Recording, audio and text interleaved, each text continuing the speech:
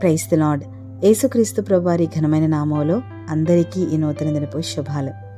యెషయా గ్రంథం 49వ అధ్యాయం 15వ వచనాన్ని జ్ఞాపకం చేసుకుందాం. స్త్రీ తన గర్భమున పుట్టిన బిడ్డను కరుణింపకుండా తన చంటి పిల్లను మరచునా? వారైనా మరచుదురు గాని నేను నిన్ను మరువను. అనేకసార్లు దేవుడు మనతో ఉంటే మనకు సమస్యలు ఎందుకు వస్తున్నాయి?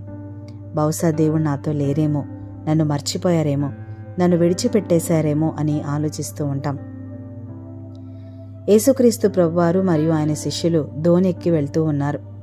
అయితే ఆ సమయంలో యేసుక్రీస్తు ప్రభువారు దోణి అమరమున తలగడ మీద తలవాల్చుకు నిద్రపోతూ ఉన్నారు. అప్పుడు ఒక పెద్ద తుఫాను రేగి ఆయన ఉన్న దోణి మీద అలలు కొట్టినందున దోణి నిండిపోయేను. ఆ సమయంలో ఆయన శిష్యులు ఆయన దగ్గరికి వచ్చి, బోధకుడా, మేము నశించిపోతున్నాం, నీకు చింత లేదా అని ఆయనతో అనని అని మార్కు సువార్త 4వ అధ్యాయం 36 నుండి 38 వచనాల్లో మనం చూస్తాం. ఆ దోణిలో యేసుక్రీస్తు ప్రభువారు ఉన్నారు. అయినప్పటికీ కూడా దోణి గాలి వాన చేత కొట్టబడింది. అదే రీతిగా దేవుడు మన జీవితాల్లో ఉన్నప్పటికీ కూడా కొన్నిసార్లు మనం శ్రమల ద్వారా వెళ్లాల్సి వస్తుంది, కొన్ని బాధలకు గురి కావాల్సి వస్తుంది. కారణం ఏంటో చూద్దాం. యెహోషువ గారికి దేవుడు చెప్పారు, నీవు బ్రతుకు దినములన్నిటిలో నీ ఎదుట ఏ మనుష్యుడు నిలవనేరడు అని యెహోషువ గ్రంథం 1వ అధ్యాయం 5వ వచనంలో. దేవుని శక్తిని బట్టే ఎలాంటి యుద్ధం చేయకుండానే యెరికో పట్టణాన్ని జయించారు వారు. కానీ ఆ తర్వాత అతి చిన్న పట్టణమైన హాయి అనే పురంపైకి వెళ్ళి జయించలేక ఓడిపోయారు. యెహోషువ దేవుని సన్నిధిలో కూర్చొని ప్రార్థించినప్పుడు దేవుడు చెప్పారు, శపితమైనది ఒకటి మీ దగ్గర ఉంది, అందుకే ఇలా జరిగింది అని. యెహోషువ గ్రంథం 7వ అధ్యాయం 10 నుండి 11 వచనాలు మనం చూడొచ్చు. దేవుడు మనతో ఉన్నప్పటికీ మన పాపం మనలను ఓడిపోయేలాగా చేస్తూ ఉంటుంది, శ్రమల పాలయ్యేలాగా చేస్తూ ఉంటుంది.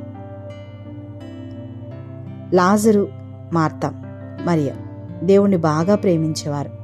అంతేకాకుండా యేసుక్రీస్తు ప్రభువారు కూడా వారిని ప్రేమిస్తున్నారు.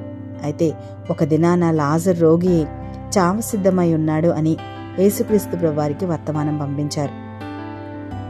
అయితే ఆయన తన శిష్యులతో, ఈ వ్యాధి మరణము కొరకు వచ్చినది కాదు గాని దేవుని కుమారుడు దాని వలన మహిమపరచబడినట్లు దేవుని మహిమ కొరకు వచ్చినది అని చెప్పారు.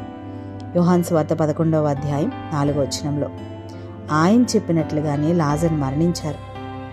అయితే 4 దినాల తర్వాత యేసుక్రీస్తు ప్రభువారు మరణించిన లాజర్ని తిరిగి లేపినప్పుడు అనేకులు అది చూసి ఆయన యందు విశ్వాసం ఉంచారు.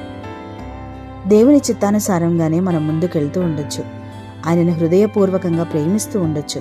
అయినప్పటికీ కొన్నిసార్లు మనం శ్రమల పాలు కావాల్సి రావచ్చు.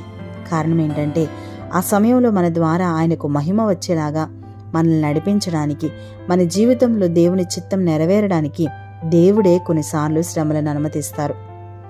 అదేవిధంగా అంతా బాగుంది, అన్నీ సవ్యంగా ఉన్నాయి అనుకున్నప్పటికీ కూడా కొన్ని శ్రమలు మనల్ని కొడుతూనే ఉంటాయి.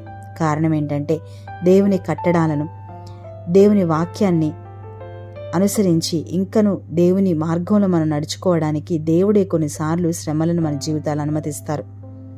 కీర్తన గ్రంథం 119:71 చూస్తాం, నేను నీ కట్టడలను నేర్చుకున్నట్లు శ్రమనుంది ఉండుట నాకు మేలాయను అని. అయితే ఎన్ని సమస్యలు, ఎన్ని ఇబ్బందులు, గాలి వాన వరదలు తుఫానులు ఎదురైనప్పటికీ కూడా మన జీవితం అనే నావలో దేవుడు ఉన్నట్లయితే అవన్నీ ముంచేయకుండా దేవుడే మనల్ని కాపాడతారు. అందుకే ఈరోజు వాక్యంలో చూస్తున్నాం కదా, స్త్రీ తన గర్భాన పుట్టిన బిడ్డను కరుణింపకుండా తన చంటి పిల్లను మరచునా? వారైనా మరచుదరేమో గాని నేను నిన్ను మరువను అని. మన దేవుడు మనల్ని విడిచిపెట్టే దేవుడు కాదు గాని పరిస్థితులను బట్టి కొన్ని మనమే కొని తెచ్చుకుంటే మరికొన్ని మన ఆధ్యాత్మిక మేలు నిమిత్తం దేవుడే అనుమతిస్తారు. అది గ్రహించి మన దేవుని ఒడిలో సేద తీరుతూ ఆయన చిత్తానుసారంగా మన జీవితాన్ని మలుచుకుందాం. అట్టి కృపా దేవుడు మనందరికీ అనుగ్రహించునుగాక. ప్రార్థన. పరిశుద్ధున గొప్ప దేవా, మీకు వందనాలు తండ్రి. మీరు మాకు ఇచ్చిన మరొక నూతన దినానికే వందనాలు దేవా.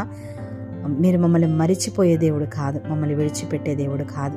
ఎందుకంటే వాక్యం సెలవిస్తుంది, స్త్రీ తన గర్భాన పుట్టిన బిడ్డైనా మరిచిపోతుందేమో కానీ మీరు మాత్రం మమ్మల్ని మరువను అని వాగ్దానం చేశారు. అవును ప్రభా, నిన్ను ముడితే నా కనుగుడ్డును ముట్టినట్టే వాగ్దానం చేశారు. మీ మాటలు సున్నైనను పుల్లైన తీసివేయడానికి కుదరదు ప్రభా. దేవా, అంత గొప్ప వాగ్దానాలు, నిజంగా మీరు మమ్మల్ని అంతగా ప్రేమిస్తున్నందుకు నీకు వందనాలు.